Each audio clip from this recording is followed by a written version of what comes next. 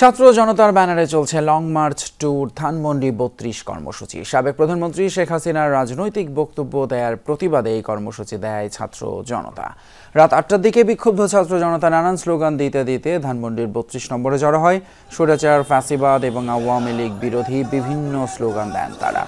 এক পর্যায়ে বিক্ষোভকারীরা বাড়িটিতে ঢুকে পড়েন। বাড়ির দরজা ভেঙে বিক্ষুব্ধ ছাত্র জনতা ভাঙচুর চালানো শুরু করে।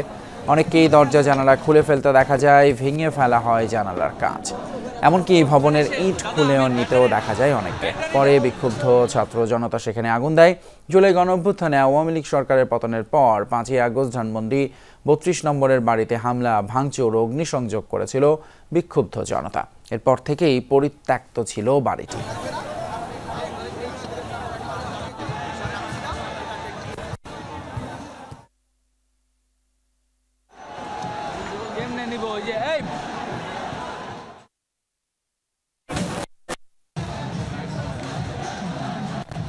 স্বৈরাচারকে সারা জীবনের জন্য এই দেশ থেকে বিদায় করতে চাই। কারণ আমরা এই দেশে ১৬-১৮ কোটি মানুষকে দেখাতে চাই, ভবিষ্যতে কোনো স্বৈরাচারের জন্ম যদি বাংলাদেশে হয় তাহলে তার অবস্থা এমন হবে। আমি এখানে এসে অত্যন্ত আনন্দিত এবং কতদিন বাঁচবো জানি না।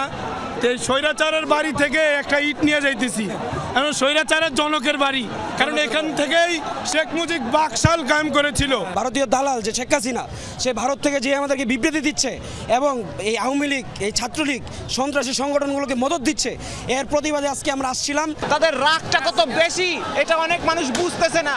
আমি দেখতে আসছি রাগটা কত বেশি।